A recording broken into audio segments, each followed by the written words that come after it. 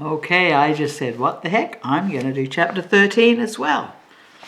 I'm enjoying the story. Okay, I'm going to have a slumber party. I've never had one. How could I when I've shared a room with Libby all my life? Just can't wait until Saturday night. Mouse, Sandra and Jane are coming. And Mom says we can all sleep in my room if my friends bring sleeping bags with them. I even have new pajamas to wear. They are red and white striped. Mouse has the same ones. She promised to wear them so we can be twins like Sandra and Jane. My slumber party is going to be the best slumber party that ever was. Do you ever have a slumber party, Lucy? Anyway, since I had been planning everything so carefully, I got really sore at Libby this morning when she told Mom, I'm going to invite Marianne Markham to sleep over Saturday night. Oh, no, I said. You know I'm having a slumber party. So, Libby asked, who wants to get in your way? That's not fair, I said to Mom. Can't I do something just once without her butting in? There's plenty of room, Sheila, Mom said. If Libby wants, Marianne can spend the night. There's no reason why she can't. It has nothing to do with you. They'll try to boss us around, I cried, just like always. Ha, Libby said. Nobody's going to spoil your party, Mom told me. I promise. I don't see why she can't spend the night at Marianne's house instead, I said. Because Marianne's parents are going out and her mother doesn't want us to stay alone, Libby said. Otherwise I would, in a second. I just know they will ruin everything. On Saturday, Marianne ate supper with us, so she was already there when my friends rang the bell.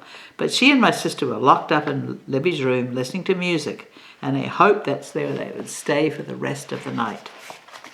After Mouse, Sandra and Jane said hello to Daddy and Mom, I took them up to my room and we spread out their sleeping bags. Sandra's and Jane's are the same. There is a picture of Snoopy on the front, zippers down the side, and red flannel linings. Mouse brought a regular sleeping bag, the kind you use when you go camping. She said the last time she slept outside, she woke up with a frog inside her bag. But since she likes frogs, she didn't mind. I would much rather sleep in a sleeping bag indoors than out. We arranged the sleeping bags on the floor next to my bed, with Mouse between Sandra and Jane. Then we showed each other our pajamas and discussed the kind of toothpaste we use.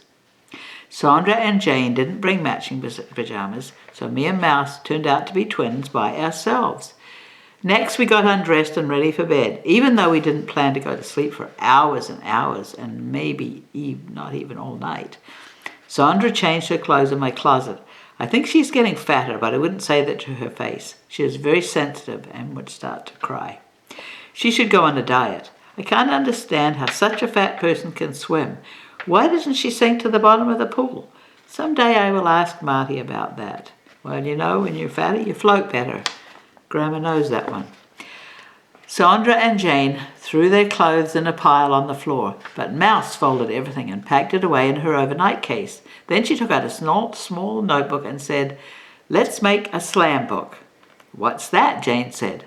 I was glad she asked because I didn't know either. I figured I would tell Mouse that the reason I didn't know about slam books is that I haven't made one in years because where I live, they're just for babies. Mouse told us, slam books are great fun, you'll see. She was busy writing something down in her notebook. We sat in a circle around her and waited. In a minute, she held up a piece of paper and said, this is a sample list. All of us will fill it in about each other. It's the only way to find out what your friends really think of you. Oh, that sounds scary. I looked at the sample list. It said name, hair, face, body, brain, best thing, worst thing, and in general. You see, Mouse explained, we'd never be brave enough just to sit around and tell each other the truth about ourselves. That would be too embarrassing. But since everybody wants to know what other people really think of them, this is an easy way to find out. You can start with me if you want. I'll go and stand in the hall and you fill in the list.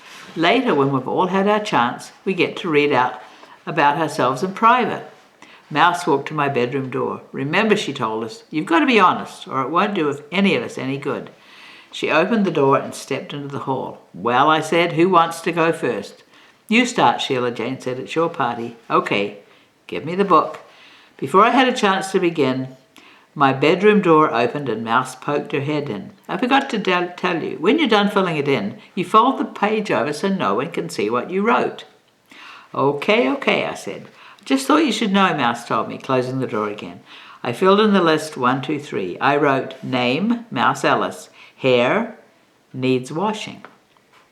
Face, only a mother could love it. Body, too many scabs. Brain, pretty good. Best thing, can do everything.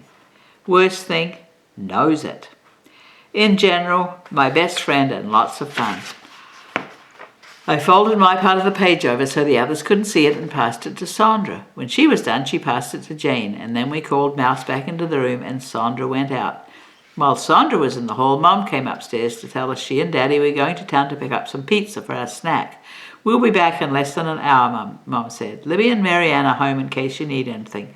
Okay, we'll be fine, I said, anxious to get back to the slam book.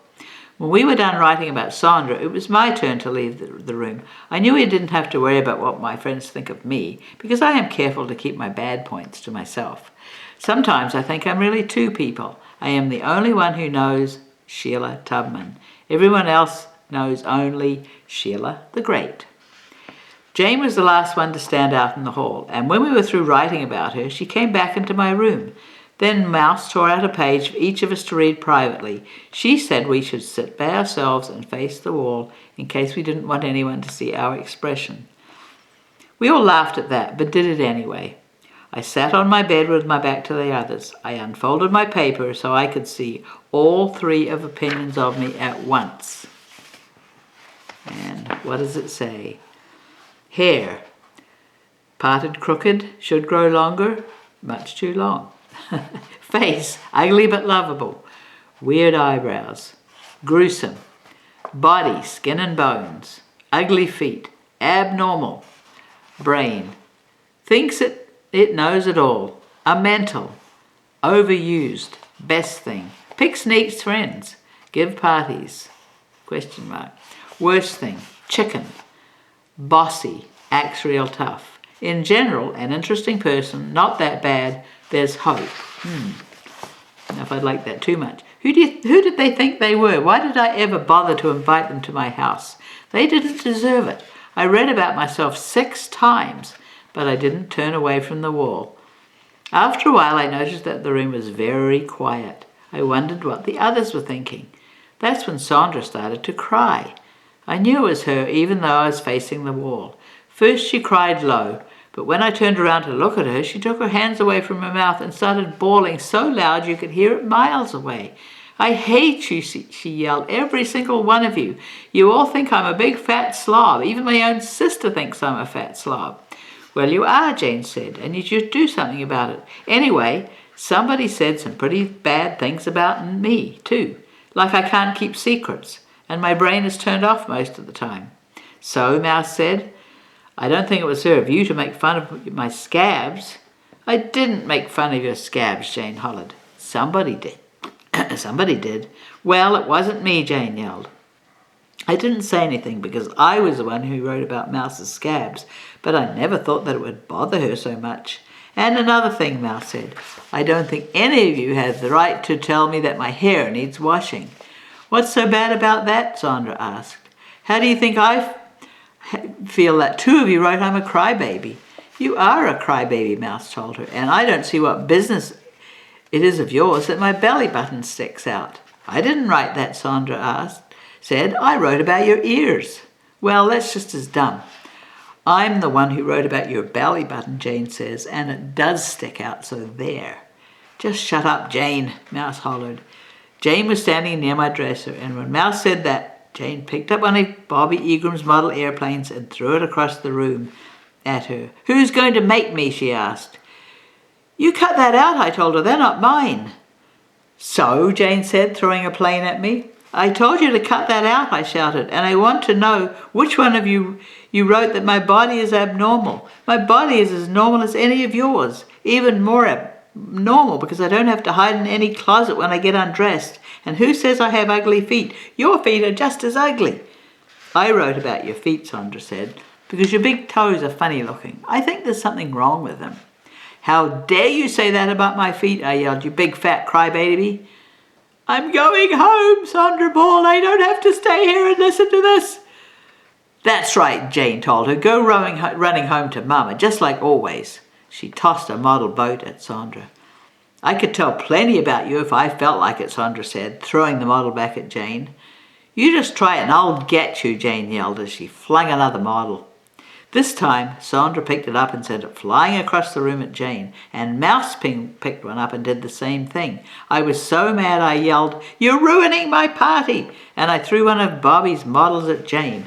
Pretty soon we were all throwing the models at each other, and we were all screaming and half crying too because of the terrible things we wrote about each other, even though some of them were true. That's when Libby opened the door and said, "What's going on in here?" I shouted, "Get out and mind your own business." Jane threw a model at Libby, and Libby had to duck so it wouldn't hit her on the head. Instead, it hit Mary Ann, who was standing right behind Libby. She hollered, "You little brats, you little baby brats. You're too young for a slumber party." I said, "Get out of my room now." "I am going to tell Mother and Father about this, Sheila." "Blah, blah, blah," I said. "Yeah," Mouse told them, "blah, blah, blah." Then Mouse looked at me and we started to laugh. And when we did that, Jane did too. After a minute, even Sandra joined us. We all laughed at Libby and Mary Ann as we shouted, "Blah, blah, blah, blah, blah." Libby called us baby brats one more time before she slammed our door shut. Then I flopped down on my bed and looked at my room. Bobby's models were all over the place. "He's going to get me," I said. "Don't be silly," Mouse said. "He said he would and he means it. I know he means it." "So what? Who cares about the old model maniac?" Mouse asked. "That's easy for you to say," I told her. "You're not the one he's going to get. There's only one thing to do." "What's that?" Sandra asked. "We have to fix up every single model." "But how can we?" Sandra said. "One of them broke right in half." "That one we can throw in the garbage, but the rest of them we have to repair." I went to the desk and opened the drawer, took out 2 tubes of Testor's glue and a box of model paints. I divided the models into 3 piles. "Won't take long to fix them," I said. An hour later we were still sitting on the floor gluing and painting when my mother knocked on the door and said, "Snack time," I whispered. "Quick, hide the stuff." As I ran across my room to open the door for Mom, she was carrying a big tray of pizza. That smells delicious," Sandra said. "It's nice and hot," Mum told us. She set it down on the desk. Then she wriggled her nose and looked around. "Something smells funny in here, girls." "It does?" I asked. "Yes, like glue or something." "Oh, that's just my toothpaste," Mrs. Tubman, Mouse said. "What kind of toothpaste smells like that?" Mom asked. "This new kind that prevents cavities," Mouse told her. "I hope it tastes better than it smells," Mom said. Mother, is that you?" Libby called. "Yes," Mom said. "We have plenty of pizza." Libby came rushing into my room with Mary Ann right behind her. "Mother, Sheila and her friends were just awful while you were gone. They were yelling and screaming and throwing around all the models from the top of the dresser." Mom stood in the doorway. "Sheila, what's all this about?" "I told you she'd ruin my party," I said. "She just has to butt in on everything." Mum looked over at my dresser. "Where are all Bobby's models?" "Under the bed," Mrs. Tubman, Mouse said. "We wanted to make sure nothing would happen to them, so we put them away for the night." "They are impossible, Mother," Libby said. Mum looked back at us. We all smiled at her. "This is Sheila's party, Libby. I think you and Mary Ann should go to your room and let these girls take care of themselves. I know they wouldn't do anything destructive to another person's property." "Oh, Mother," Libby said. "You don't understand at all." "Good night, Libby. Good night, Mary Ann," Mum told them. "Thanks, Mom," I said. "Have a good time, but don't stay up too late." Now I'm going to stop here because this is getting to be a very, very long chapter.